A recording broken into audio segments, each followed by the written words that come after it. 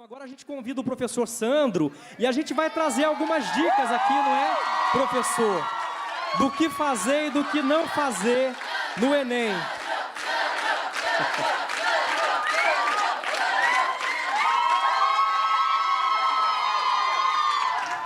Bem, professor, a gente sabe que a redação do Enem, ela é avaliada a partir dessas 5 competências. Então, se a gente souber quais são as competências, fica muito mais fácil da gente saber o que eu não posso fazer nessa prova, não é, professor? Exatamente. E qual a dica que o professor traz para a gente aí de redação? Bom, vamos lá, primeiramente, bom dia, vocês que estão aqui presentes, pessoal de casa.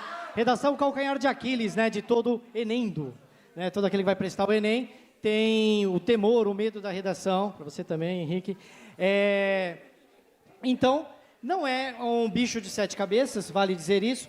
O que mata o aluno é o nervosismo, é aquela pedência que as pessoas colocam em cima dele. Não, você precisa tirar a nota 1000, abaixo disso você não vai conseguir ir em lugar nenhum. E o tempo também, não é, professor? E o tempo. O tempo então, que nos... Administração de tempo, manter a calma, vocês fizeram um exercício, eu faria isso antes da aula, daria aquele, para quem assistiu Bad Boys, dava aquele uçar, né, pensar direitinho e administrar o seu tempo e automaticamente manter a calma e escrever, porque treinados, eu creio que todos vocês já estão, os professores que aqui representam a unidade, os professores daqueles que também estão aí assistindo remotamente, trabalharam com vocês, então vocês têm as dicas e nós vamos fazer um resumão aqui, né, professor? Falando do que fazer e do que não fazer. Por favor, professor, eu dou Bora as lá honras. então, a gente pode fazer uma divisão aqui das Bora. competências, mas a gente tem um pouco tempo para relembrar, mas avisando que lá no Instagram do Sistema Positivo de Ensino, nós temos muitos vídeos que vão retomar essas competências aqui. Então, vale a pena você visitar o nosso Instagram, porque a gente tem dicas não somente de redação, mas de todos os componentes curriculares que estarão presentes na prova do Enem. Então, aqui a competência 1 a gente sabe que se refere à norma padrão da língua portuguesa. Dica, o que não fazer. Muito cuidado, escrever a palavra Constituição com letra minúscula é um ponto a menos que é, digamos que retirado ali. A gente sabe que se você tiver mais de 3 erros ali, mais de 3 incorreções, eu já não tiro os 200 pontos. Então, muito cuidado ali, letra maiúscula, palavra Constituição, eventos históricos, a gente precisa escrever Revolução Industrial com letra maiúscula, Idade Média com letra maiúscula.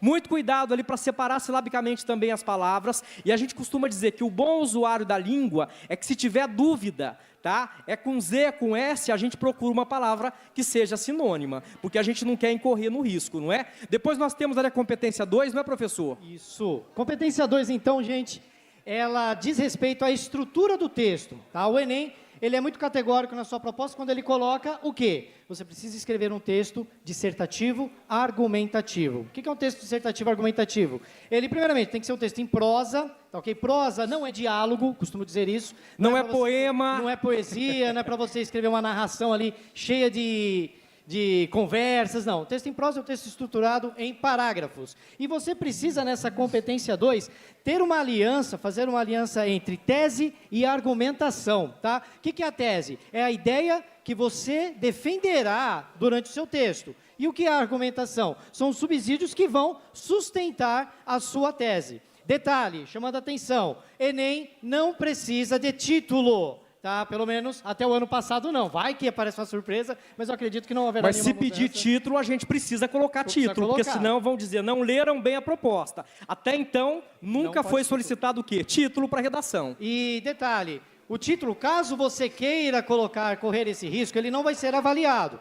Porém, essa linha que você escreveu o título será perdida e ela pode ser necessária lá no finalzinho. Tá ok? Perfeito. Vamos lá, professor. Competência 3 aqui diz respeito à estratégia argumentativa que você vai utilizar para você poder construir o quê? As justificativas para a sua tese. Então, aqui a gente tem que trazer todas as áreas do conhecimento aí que a gente adquiriu ao longo da nossa formação. Isso tudo, é claro, que vai depender do quê? Da temática. Me lembro bem que lá em 19 a gente tinha ali democratização do cinema. Então, eu posso trazer geografia, posso trazer a arte para poder o quê? Desenvolver esse texto. Então, na competência 3, é isso que será, digamos que analisada, que são 2 corretores ali que analisam o nosso texto, vai ser isso que lançarão o olhar mais forte, não é, professor? Exatamente. E a 4, o que a gente tem? Competência 4, essa daí eu creio que talvez seja uma das mais complexas, porque nós temos dois elementos aí que são bem interessantes, que é a questão da coesão, né? Essa competência ela vai trabalhar com essa questão dos elementos coesivos.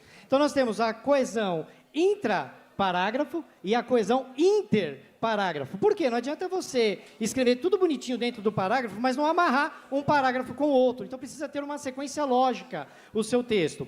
Aqui ainda dentro desse campo aqui, ainda tem tempo, né?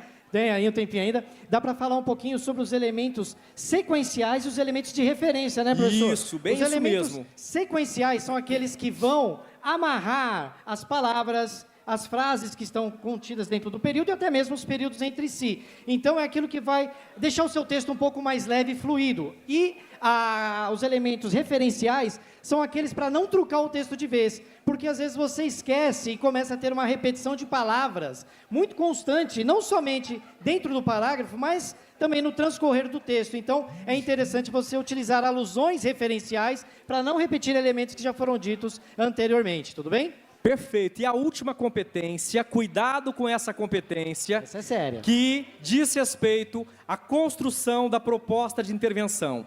Lembrando que na conclusão, ali no parágrafo conclusivo, eu preciso trazer 5 elementos, tá? Que seriam o agente, a ação, o modo ou o meio de como é que nós vamos executar essa ação, a finalidade dessa ação e ainda por último, um último elemento que nós vamos dar o nome de detalhamento, que é trazer uma informação a mais para qualquer um desses 4 elementos que nós acabamos de falar. Então veja que o examinador, o corretor, ele verá lá quantos elementos tem na conclusão. Eu costumo dizer que é a competência mais fácil da gente tirar os 200 pontos, porque se eu tenho os 5 elementos, certamente o examinador vai atribuir os 200 pontos para a gente, não é, professor? Exatamente, só lembrando, tem 2 coisinhas que eu queria deixar de dica para vocês. Uma, eu vou pegar carona nas aulas do professor Fábio, porque não é porque eu dou aula de redação que eu não vou aprender com ele também, grande mestre aqui, que é o Meada.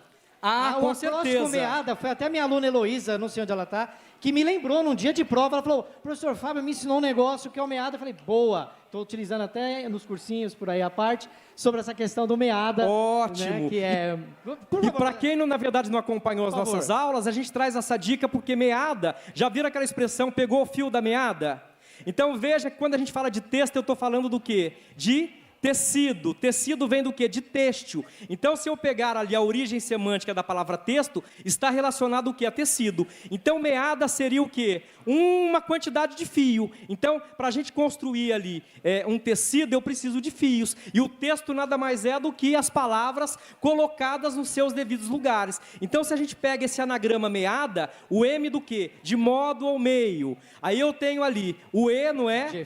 De efeito, ou seja, que eu preciso levar ali para a minha conclusão. Depois a gente tem o D, que é o que, professor? Não, tem o A de ação. Ah, desculpa, pulei o A e o A de ação. O D do desenvolvimento de dos elementos. Que é o detalhamento que a gente precisa trazer ali, ou seja, eu preciso desenvolver um dos elementos. E o outro A, que seria o quê? O agente, né? O agente. Então, se eu pensar nesse anagrama meada, eu tenho os 5 elementos para levar para a proposta de intervenção da redação, ok? E lembrando só, professor, que a conclusão tem que ter a ver com o texto que você escreveu. Não adianta nada levar proposta de intervenção pronta, porque ela tem de ter relação com aquilo que foi aludido anteriormente. Lembrando também que precisa respeitar os direitos humanos. Exatamente, direitos humanos é importantíssimo. Gente, meu tempo acabou, obrigado. Fica a dica aí quem quiser. Muito obrigado, professor. Obrigado. Vou fazer só um merchanzinho aqui. A nossa aula passada, eu postei no canal no YouTube, Sandro Pontes, se procurar Sandro Pontes Teologia, tá a aula do ano passado, perfeito, de redação, aí, e tem outras dicas lá para quem quiser. Se inscreve, dá uma força, um apoio no canal lá. Valeu, galera. Obrigado, professor. Ótimo, valeu, professor. Junto.